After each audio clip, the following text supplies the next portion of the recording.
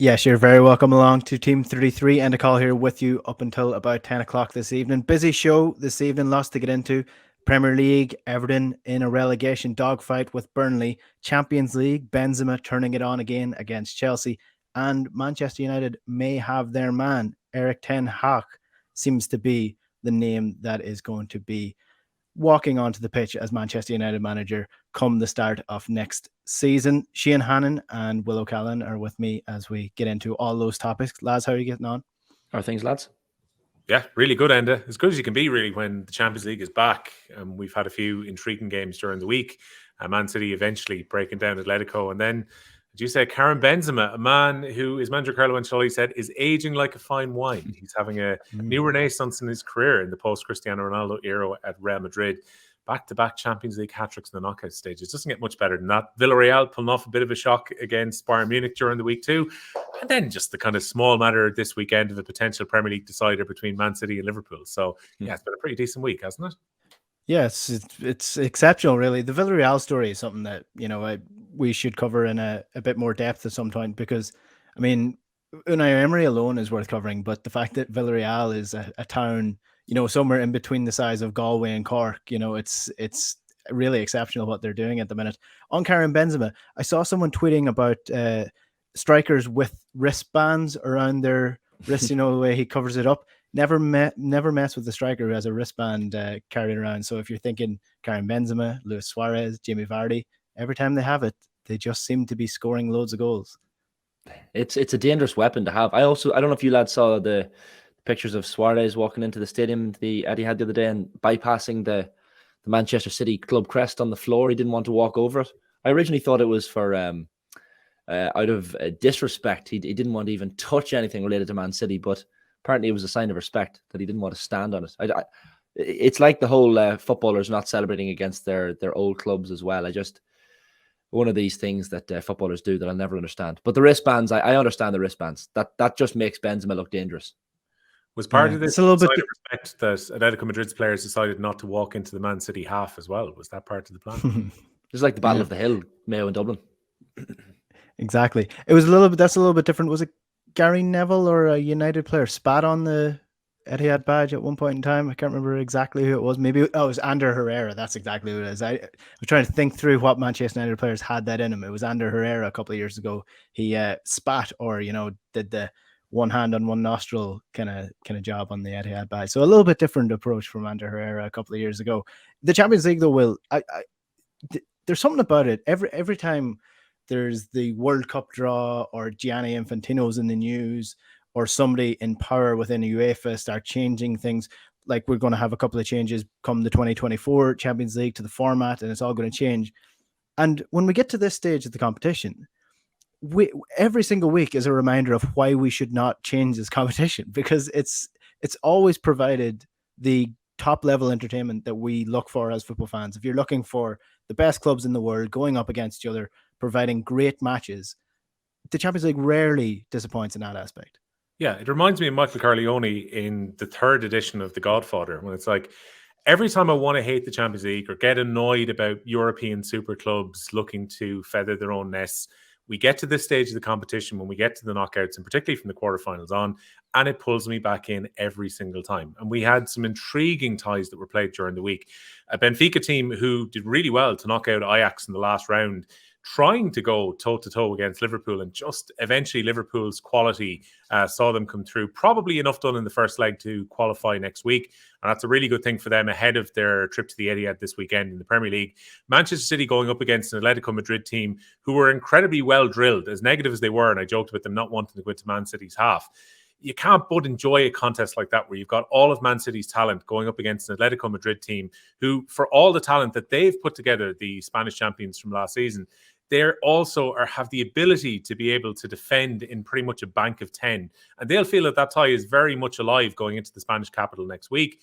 Real Madrid probably have done enough with Karim Benzema's winners against Chelsea during the week as well. A remarkable hat-trick from him. They're in a very, very strong position to qualify. And for the second round in a row, Bayern Munich are going to have to come from behind. Like, this Villarreal team are trying to get into the top four in La Liga, but their focus now probably shifts to trying to get a result at the Allianz Arena and maybe qualifying out of nowhere for the semi-finals of the Champions League. So you've so many kind of narratives like this. Like, who would have thought started the season that Villarreal, a team who were effectively joined up island of misfit toys, mainly former Premier League players who've been brought to Villarreal, with realistically they've gone to that club with little or no fanfare, very small transfer fees for the best part as well. And Unai Emery, who's an incredibly good coach, and once again, it's been shown, he is the manager who's beaten Bayern Munich in their last 2 away games in Europe with PSG and now with Villarreal. They've put themselves into a position where they go to Germany next week with a bit of hope. And it's stories like that that make the Champions League really, really interesting when we get to this stage, I think. Yeah, it's Villarreal as well. They are almost the soldiers going up against the narrative of the Super League, because in the last couple of years, they've beaten Manchester United. They've knocked Juventus out in the last round, and now Bayern Munich, I know they weren't really part of the Super League thing, but they would have been, and they were asked to be. So they are, reasons behind why you don't want all these big clubs, just playing against each other and no real jeopardy in it. It's the Champions League for me is dead in 2024 because the whole league, it is a Super League without being named the Super League and without being a breakaway thing. They have changed the format to suit these bigger teams. But Shane, again, Unai Emery, a man, almost hounded out of England at the end of his Arsenal career. Arsenal were a mess hierarchically when he was in charge. They've settled down. All the things seem to be taken care of now under Arteta. But Unai Emery, I feel sorry for him because he goes into the list of foreign managers who are much better than they were given credit for in England. But because he said the word evening a little bit differently to everyone else, he was laughed at. Whereas he's showing now, and he had shown in the past as well, he's a really good coach. Yeah, and I love to see a manager getting booked as well. To see Unai Emery getting booked the other night just shows a bit of passion, shows a bit of something. But we knew Unai Emery was the type of character who had that within him. Yeah, like I was at Old Trafford for Manchester United's very late Ronaldo winner against Villarreal earlier in the year, back in the Champions League group stages. And even at that point, you're starting to think this Unai Emery guy, very, as you said, hard done by at Arsenal. And has clearly proved what he can do at Villarreal. If they go on to beat Bayern Munich, this is a Bayern Munich team that everyone has been whispering about as probable, maybe favourites after Real Madrid based on form. Obviously, the Man City are there as well. Liverpool, it's a tough Champions League to call. But if Villarreal can knock out that Bayern Munich team, given what Robert Lewandowski is doing game to game in the Bundesliga, it would be quite an achievement. I don't know why his name hasn't been in the mix for more jobs in Emery. I think his name was maybe half mentioned as a possible replacement at Manchester United for some time. That kind of died away when the whole Ten Hag Poch rumors swirled. But he's an incredible manager. He's a gifted manager. He's a good communicator. Clearly, players respect him. He's got authority. And as Will said, what he's doing in La Liga is important. But really now, the Allianz Arena is where it's at. If they can knock out Bayern Munich and progress to the last 4 of the Champions League and take a Villarreal team, the whole La Liga versus Premier League argument comes up all the time, and it is an interesting discussion which league is better, but more and more the La Liga clearly is at a level. You've got Real Madrid, I won't say embarrassing Chelsea at Stamford Bridge, but we'll see what happens in that return leg. That won't be easy for Chelsea next week to go there needing a couple of goals at least. You've got Barcelona possibly resurgent. We saw the 4-0 win in El Clasico recently. And you'd like to see them get back to where they were with Villarreal doing what they're doing. Obviously, Liverpool and Man City are at a certain level, but lads, the La Liga teams are coming, and I wouldn't like to pick which league is actually in a better position right now.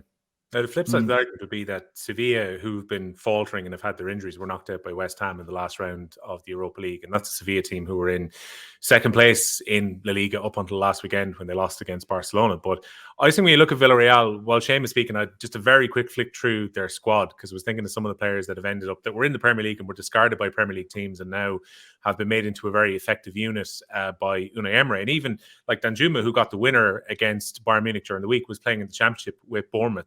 Very clearly he's a good player, but for him to now be in the knockout stage of the Champions League, this is so different to the Villarreal team that got to the semi-finals back in 2006 that was led by Riquelme, which had a much more star-studded team at the time. this is, an average enough group of footballers, which just goes to show again what Unai Emery can do. And this guy is a serial winner in Europe. You only have to look at his record in the Europa League across various clubs to see what he can do. He can set a team up to be very difficult to beat in knockout football. But you got Francois Coquelin, you've got Alberto Moreno, who's injured at the moment, Lo Celso, who's currently on loan from Tottenham Hotspur, Foyth, who was at Tottenham before too. And this is a team who are beating Bayern Munich in the quarterfinals of the Champions League. It's an incredibly romantic story for a town of 50,000 people. The Yellow Submarine continue to punch above their weight. But this year particularly, it's a remarkable run they've had in Europe. Yeah, and it actually is an incredible team that they've got at the minute. When you look at just the starting lineup against Bayern Munich, you've got Raul Albiol playing centre back, Juan Frois, obviously previously of Tottenham, Giovanni Lo Celso, Etienne Capoue, Danny Parejo, Francis Coquelin. These are all names that we know, but they are not exactly a star-studded team. They are a team that are probably, where they should be in La Liga. But when you got a good manager who has European experience and knows how to put together a team and get wins when they need them, I mean, Bayern Munich could come and beat them 4-0 at the Allianz Arena. That could happen as well. But it would be outstanding for them to actually reach a Champions League semi-final. Would be the story of the Champions League this year. But Karim Benzema is a man who's taking the headlines, really, because another hat-trick against Chelsea, 2 brilliant headers. I can't decide which one I enjoyed more. And then a bit of a mishap from Mendy in goals, and Rudiger allowed him to get a tap in, which was called a tap in. I don't necessarily call that a tap in. It's still from outside of the box, even though there's nobody in there in the nets. But 3-1 was the final scoreline.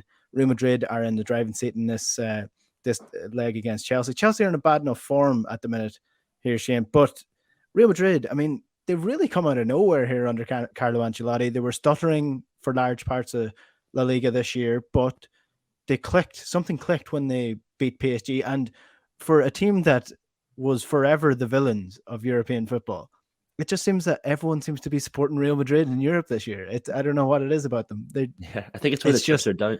Like they had that. It's amazing, and again, it's amazing how football is fickle and can change so quickly. Like when they lost 4-0 to Barca in El Clasico, and then after the first leg against PSG, when things didn't look so great, you're thinking, Real are gone. But you have to remember, they're still Real Madrid. You still look around that team yesterday, and you've Modric, you've Benzema, you've Casemiro, Nacho Fernandez, Dani Carvajal as well, all these familiar names.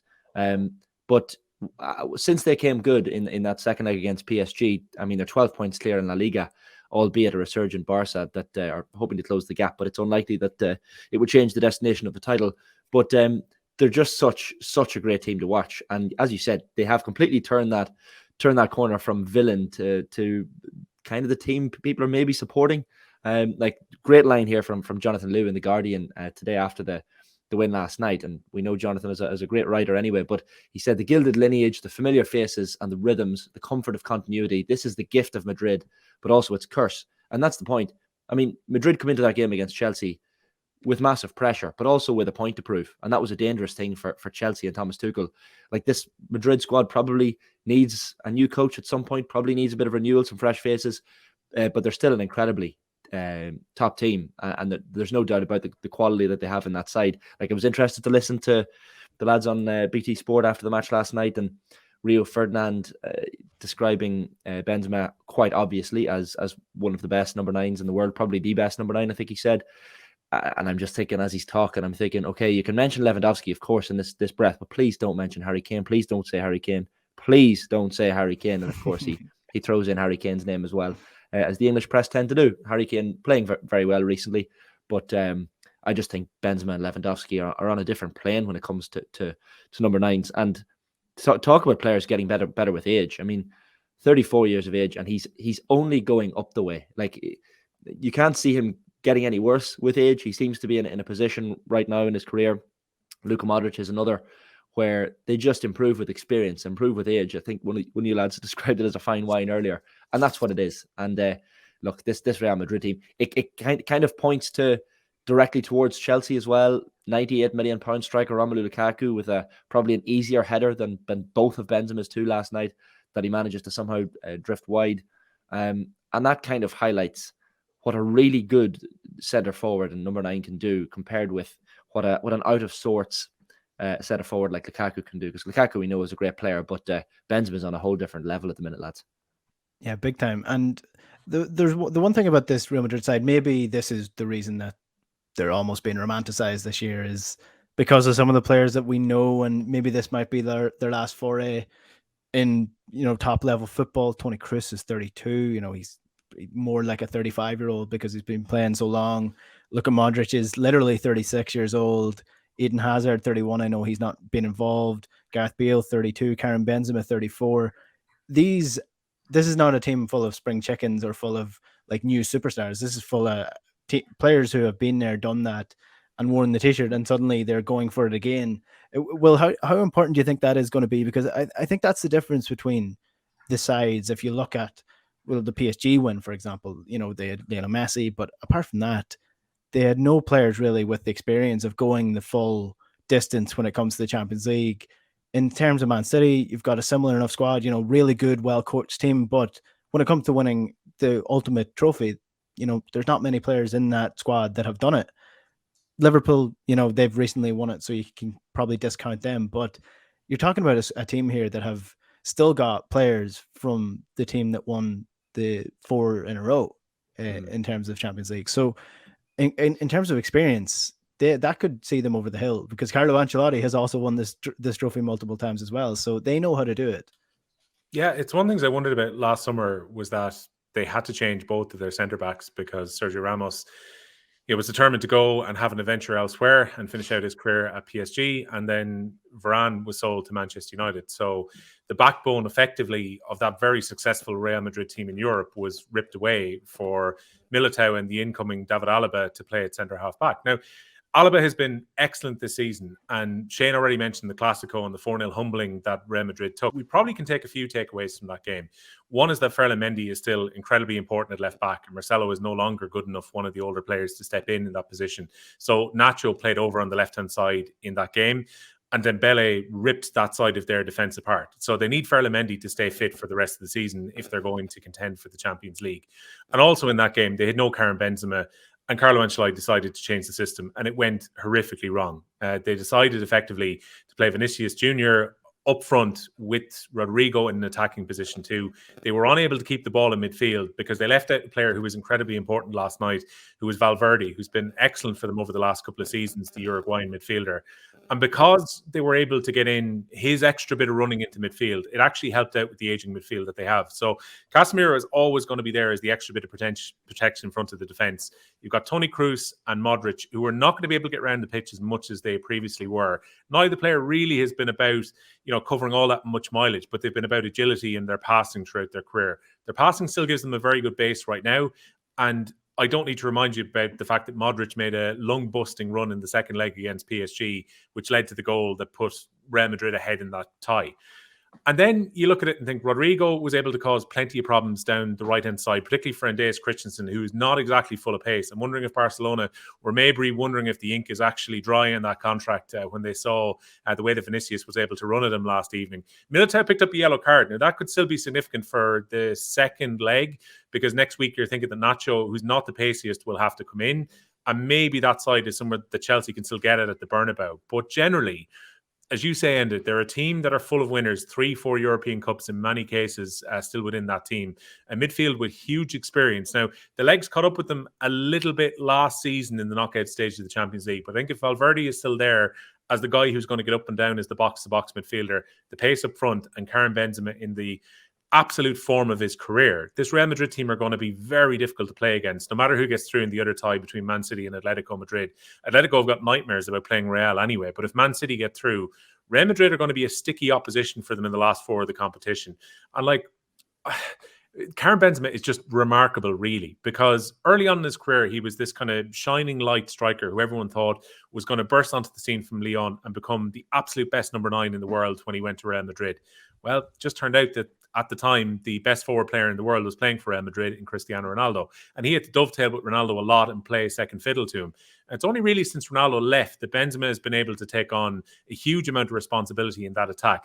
He's been injured a reasonable amount this season. I think he's only played about 30 games between the Champions League and in La Liga. but he has been remarkably effective in La Liga. Particularly, he's on course to be the Pichichi. He's scoring a goal for less than every 90 minutes, and he's been lethal in these last 2 games in Europe. So again, I think if Ferland Mendy and Benzema are fit, the 2 players that were sorely missing in the Clasico, this Real Madrid team are going to be very, very difficult to beat.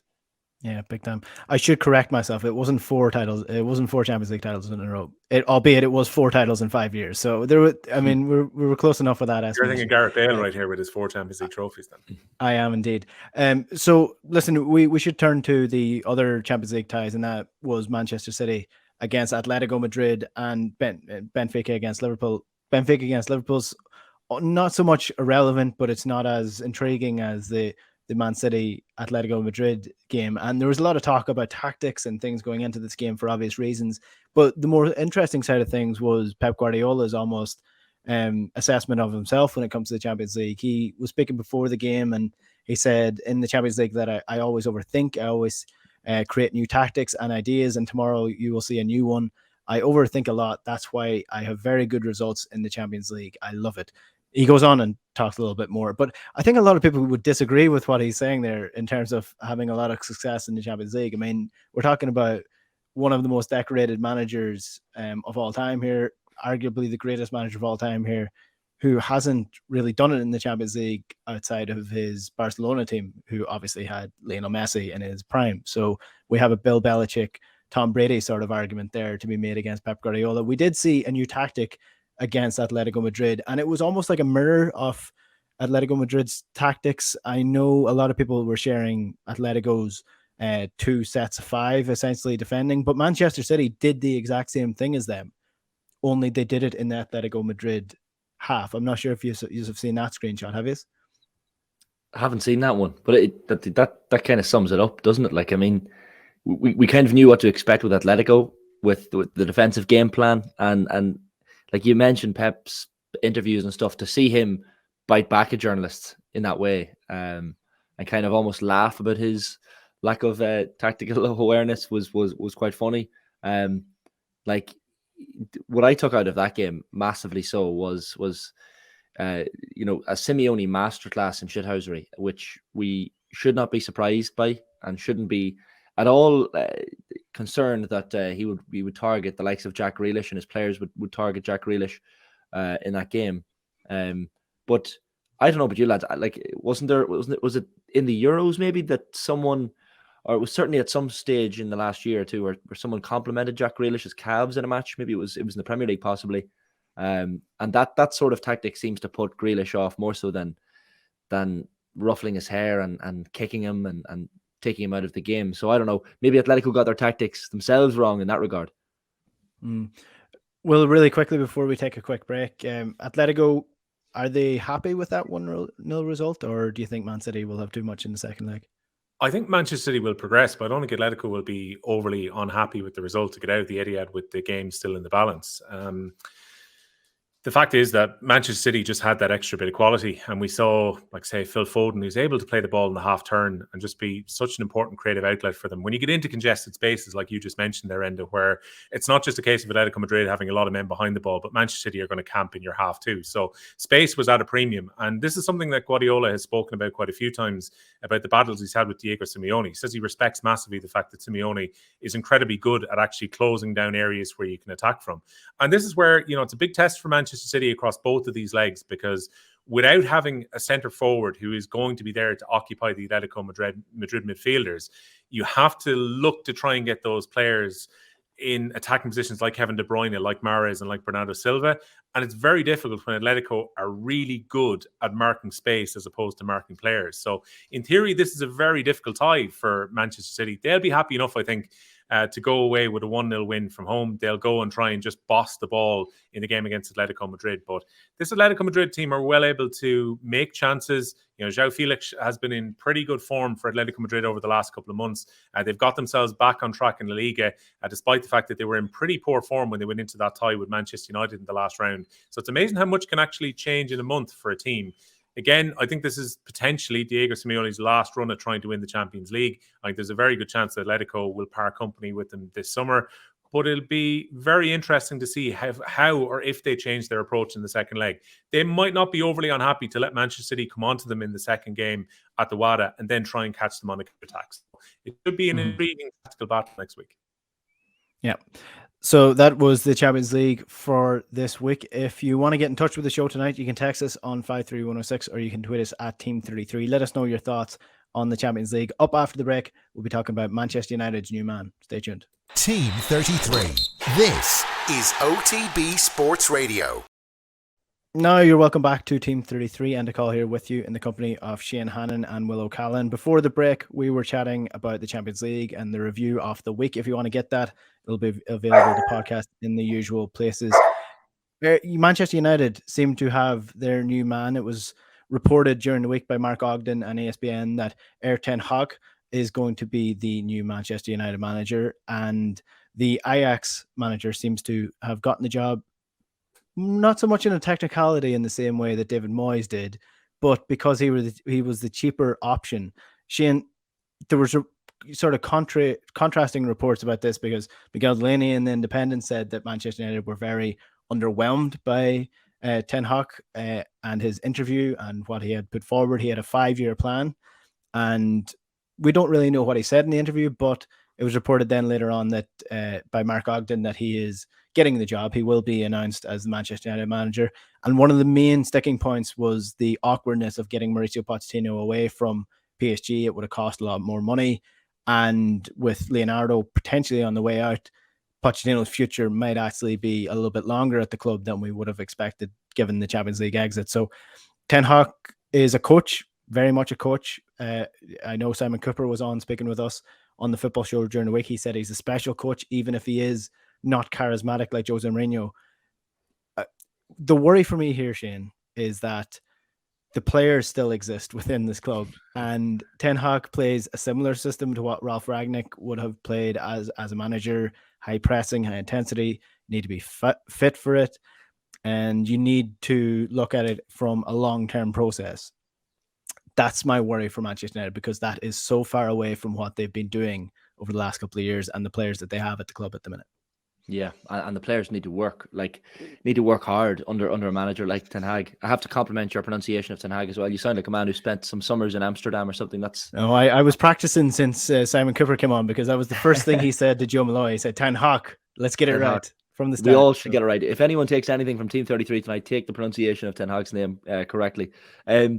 Yeah, like I get. Like, it was really interesting to see a poll that Gary Neville put up on his Twitter the other day. 240,000 people voting. So not exactly a small sample size. 82% in favor of bringing in Ten Hag over Pochettino, which I found surprising. We know that Pochettino has the Premier League experience.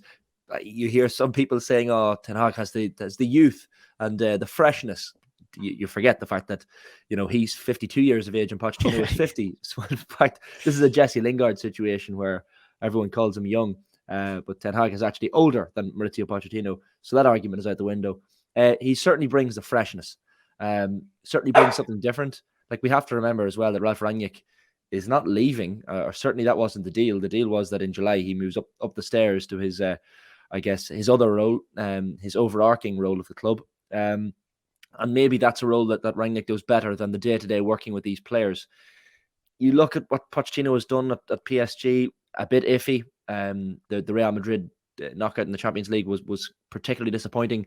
How does he deal with big names, Pochettino? Probably he's more experienced at dealing with bigger names than Ten Hag, but you cannot pick a manager solely based on that.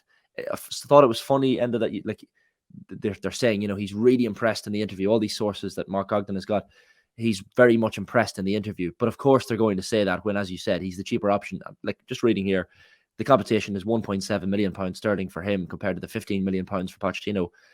Even for a club like Manchester United, that's a big difference. That is a big difference monetarily. Like, I know it's been John Murdo and Darren Fletcher doing these interviews and leading the search. The word is that Richard Arnold and the Glazers, certainly Joel Glazer, quite happy to lean in the Ten Hag direction compared to Pochettino. Of course, they're going to say that, especially the Glazers. They see this club, as Louis van Gaal put, as a commercial club and not necessarily a football club, that how they fare in the New York Stock Exchange and profitability wise is important. Like Ten Hag, from Manchester United fans' perspective, it's just all up in the air right now. We can't get excited about anything because someone comes in and you think this is okay, this is interesting. We probably felt the same when Mourinho was coming in, when Moyes came in straight after Ferguson. United fans thought, okay, this is the right move at the right time. Van Gaal was the same, proven manager in European football. The same with Ralf Rangnick. Perhaps he was the name floated around, and United fans were quite excited to see what he could do. But you've hit the nail on the head there, Enda. It's the players. What can he do with this group of players? The squad needs an overhaul. Even the United players gone out on loan. Donny van de Beek is potentially about to help Everton get relegated. Anthony Martial is as brutal with Sevilla as he was at Old Trafford in recent times, and the players at the club just don't look interested. And players like Pogba and Rashford probably need to leave this summer. So it's a time of change at Manchester United, but a lot of excitement. And I think United fans, in the majority, perhaps prefer Ten Hag over Pochettino, which is a controversial one because I know there's a lot of United fans out there that wanted Poch, but Ten Hag seems to be on paper anyway a good appointment. Yeah, my issue is that he won't get the time because he's saying it's a 5-year plan. Jurgen Klopp said Liverpool was a 5-year plan. On the 5th year, he delivered the Premier League title. But the important aspect of that is that Jurgen Klopp got the time. He was allowed the time. The expectations were dimmed each year. My question is, do Manchester United have the patience to do that? Because, I mean, who was the manager 5 years ago at Manchester United? Was it Van Gaal? So since then... Yeah, Van Gaal, since then, United have gone through Van Gaal, Jose Mourinho, Solskjaer, Rangnick, and now they're landing on Ten Hag. So it just depends whether or not he gets time. On Liverpool's first squad, when Klopp took over, you've got Mignolet in goals, Klein, Skirtle, Sacco, Moreno, Lucas Leiva, Emre Can, Lallana, Coutinho, Milner, Origi. When you compare that to United squad with Paul Pogba, Sancho, Fernandes, Varane, Maguire, De Gea, Ronaldo, the issue here, Will, is that Jurgen Klopp inherited a bad squad, but a very disposable squad, and a squad that was not full of people who think they are superstars without actually haven't achieved anything in their career to date, bar Cristiano Ronaldo, really. Well, the only argument against that would be that the Paul Pogba situation is infinitely solvable. If Ten Hag decides he doesn't want him, he can just allow Pogba's contract to run out this summer and allow another club to come in for him. Cristiano Ronaldo is going to be probably a bigger question, given that he has another year in his contract, quite a lucrative one. Is the belief there that he can come in and buy into his system? Like, I think it's quite intriguing just on a philosophical level that Manchester United have now gone to effectively keep up with the neighbours with the 2 coach appointments. So in the case of Ralf Rangnick, and I realised there was a behind the scenes part to this, and it's intriguing that so many reports say that Rangnick had very little to do with the appointment this time around, even though he's meant to be going upstairs and effectively becoming the football director of the club. And that's what Manchester United wanted in the longer term. But in bringing in Rangnick in the first place, they went for effectively the godfather of a system which is played by Jurgen Klopp currently. So they were going for a Liverpool-style system by going for Ralf Rangnick. And in the case of Ten Hag, they've gone for a manager who has literally worked under Pep Guardiola at Bayern Munich, where he was the coach of their B team and was learning from Pep Guardiola's style of football, and effectively played a very similar system to Pep Guardiola when he was at Ajax. I know there's all the baked-in football tradition within Ajax, and they played, particularly in that 2019 season, with a system which was very Cruyffian. But still, they've gone for Manchester City style and Liverpool style for these 2 appointments. While it seemed that up until now, it was a case of getting an alpha male who is going to be able to take over and bring back the Alex Ferguson years. It's almost like they wanted to play Manchester United style when really that is non-existent. It's not a thing. Exactly. It's really just a dreamland thing, this idea of the Manchester United way, because Alex Ferguson played in so many different ways over his 3 decades in charge of the club anyway. But then when he left, there was this feeling that maybe David Moyes wasn't a big enough personality, or, you know, maybe he wasn't experienced enough or big enough for the players to buy into. So who do you go for? You go for Louis van Gaal, who's got his own style of football and who is a big authoritarian. Similarly, they go for Jose Mourinho, you know, a guy who's bossed the Premier League before and a guy who's been, you know, a colossal football manager. And then you go for Ole Gunnar Solskjaer as the club legend, and you try and soften things and go in a totally different style. Then you're bringing in Ragnick, who's meant to be bringing something that's very different to the way that you're playing. And now they're going for a totally different style of football again now under Erik ten Hag. So, like, a lot of questions have to be asked about the way that Manchester United's decision-making is going around all this. He has to have received assurances, though, because this is a manager who has been in high demand. He's been linked with all the top jobs in Europe after what happened in 2019. He's got a proven track record of bringing through young players. All we have to look at are some of the Ajax players who found themselves going to top European clubs in recent seasons, like Frankie de Jong, like Matthijs de Ligt, who were part of those 2019 teams. Even Donny van de Beek was incredibly good in 2019. I haven't seen too much of him since between Manchester United and Everton, but still, he was playing remarkably well. Ajax have got a track record of getting the most out of the players that they have, even if they are coming through a system, which is very native to them once they get to the first team. Even earlier in the Champions League this season, they wiped the group stages with 6 wins. Sebastian Halle at that point was the top scorer in the Champions League. They came unstuck against a pretty good Benfica team in the round of 16. But you can't but be impressed with what he's done with Ajax, because I'm sure there are those who will go, look, all of his kind of senior management experience is in the Eredivisie, and that doesn't necessarily translate over to the Premier League. If you're going to judge what he's done so far as manager, you would probably look at what Ajax have done in Europe. Very, very impressive, and beating teams who've got a much bigger budget with generally a fairly young group of players too. So again, it has to be exciting for Manchester United to be bringing in one of the top coaches in the world. The risk would be that we've heard all this before when it comes to, say, Ralf Rangnick is going to come in, he is going to take no BS, and he's going to change the style of football, and everyone's going to buy into it.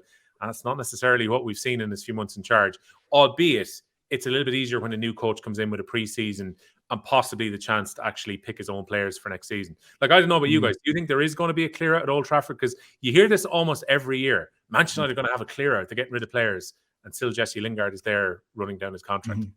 No, they can't. They literally can't. They just have to wait these players out, because nobody's going to buy them with the wages that they're on. They've got the highest wage bill in the world by a country mile, really. Barcelona are the only club that are competing with them in that aspect, and it's for really average players. I mean, that's the main point I would make, is that the players that have been warming the bench for years at Manchester United are on the wages that the highest level Tottenham players are on.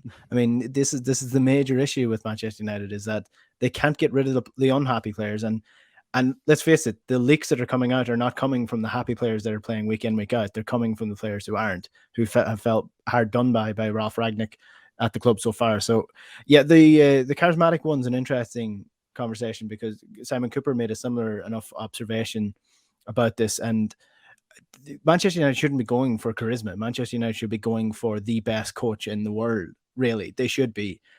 3 of them are already taken up in Liverpool, Man City, and Chelsea, potentially Tottenham as well, if you look at them.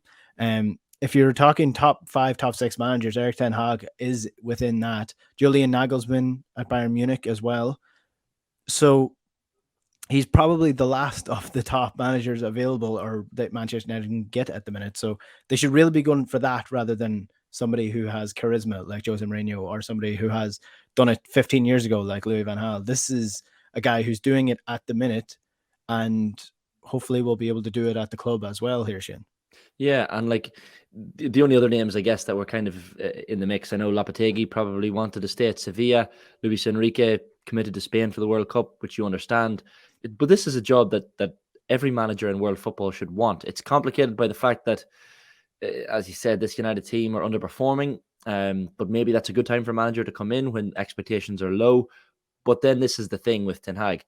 Expectations are never low at Manchester United, no matter how low the bar seems to get.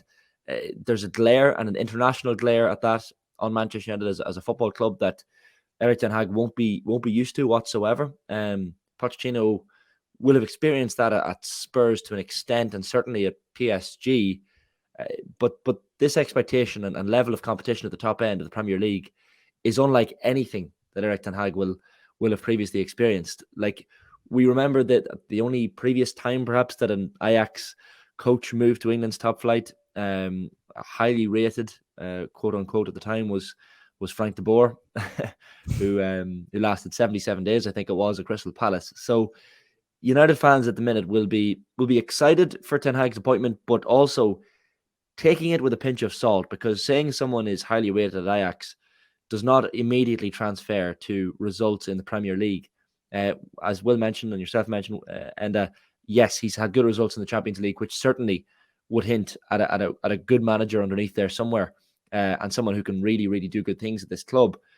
But you have to see how he copes with the glare, the expectation, and the pressure of not just a Premier League club like United, but a world-leading commercial club like Manchester United, as Louis van Gaal put it. The pressure is unlike anything he would have ever experienced before, and United fans will just be sitting there, fingers crossed, that this doesn't go the Frank de Boer direction.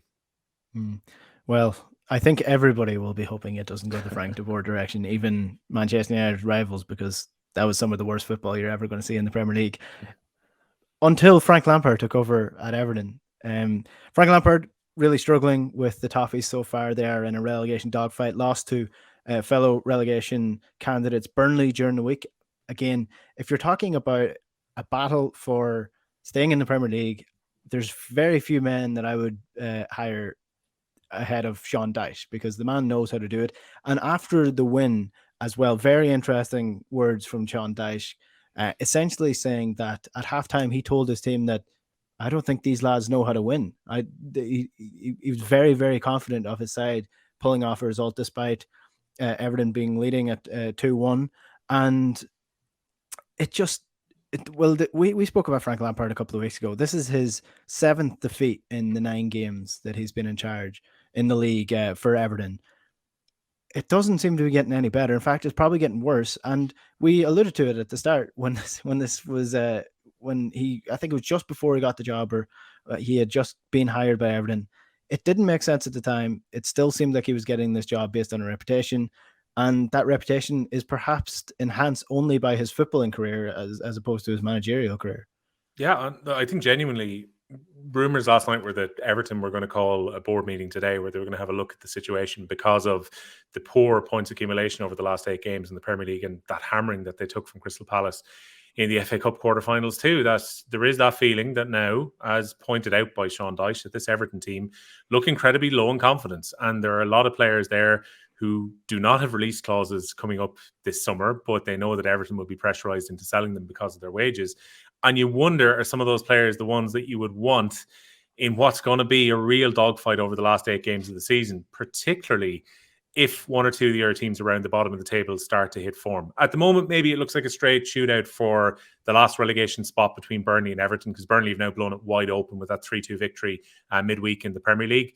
But say if Norwich start to pick up a few results, then Everton will really start to panic. And they're one of those teams who cannot afford to go down to the Championship because of the structure of everything happening behind the scenes financially at Goodison Park too. They're getting ready to make their move with the stadium. That will not be factored into financial fair play. But a big risk for them is that if you go into the Football League, the EFL have got much stricter rules around financial fair play. So if they were to be relegated, and with the wages that Everton currently have, we're talking about substantial losses. I think they've posted around 160 million over the last 2 years, and we're able to write some of that down because it was development going into their women's team and youth teams. But they're going to be looked at particularly around their wage bill massively if they were to go into the Championship. And then you're talking about potentially having to let, say, Dominic Calvert-Lewin and Richarlison, who should be the 2 jewels really of their team currently, might well have to go on the cheap. And they've had to see players leave the club to try and bring down that wage bill, like James Rodriguez and Bernard going to the Middle East, just purely to try and get them off the wage bill. So Everton are teetering in this really difficult position. And I'd love to know what the contract terms are with Frank Lampard if they were looking to try and pull the trigger early. Maybe financially they're not going to be able to do so. But at the moment, with the form that they have, it feels like they're sleepwalking into the relegation zone, while Burnley look like they're going in the opposite direction. It's like you said, Enda, you want players like Tarkowski last night who will put in a little bit of a fight. We saw that from Burnley in the second half too. They were scrapping away to make sure that they got those 3 points, which put their lives back into their own hands effectively in the Premier League. Everton faded and were in a really good position to win. Richarlison, who's maybe the one player who's got the least to lose here because he knows that he'll get a move to a decent club in the summer, even if Everton were to go down, looked the only real bright light. He had another couple of good chances, the overhead which could have went in, scored the 2 penalties. But outside of that, Everton looked really, really weak. And in the last few weeks, they have looked very susceptible to concede goals too. If I was an Everton fan, I would be getting very nervous about the last 7-8 games of the season. Yeah, big time. And there's a good video on Tifo IRL. They did a breakdown of what actually will happen when Everton, if Everton are relegated. Don't And say when. what's Definitely interesting say about if. them, if they are relegated, they are in a different situation to other clubs like Burnley, like Norwich, who are used to being down in that location where it's inbuilt into the players' contracts that if they get relegated into the Championship, it's an automatic 50 to 70% wage cut. Whereas Everton are used to being up at 8th, 9th position. So they do not have that built into the players' contracts because they didn't expect it to. So they could be in for a rough ride in the Championship because they would be selling their best players essentially, and even selling some of their mid to high range players as well. So it would be a complete rebuild job for a club who have lost an inordinary amount of money in the last couple of years and have a new stadium on the way as well. So it could be borderline disastrous if Everton do go down. Just looking at the final fixtures before we finish up, Everton have Manchester United, Leicester, Liverpool, Chelsea, Leicester again, Arsenal, and Crystal Palace all to play in the next couple of games. Whereas Burnley, on the other hand, Burnley have Norwich, Southampton, Watford, Aston Villa, Newcastle. That's the difference in the fixture list. So I think at the minute I would have Burnley in the driver's seat because of the manager and because of those fixtures as well. But we shall wait and see. The relegation dogfight continues over the next couple of weeks. Lads, that's all we have time for. So Shane, thank you. Thanks a million, lads. Will O'Callaghan and his dog Hank, thank you. Pleasure as always, lads. Thanks. Team 33. This is OTB Sports Radio.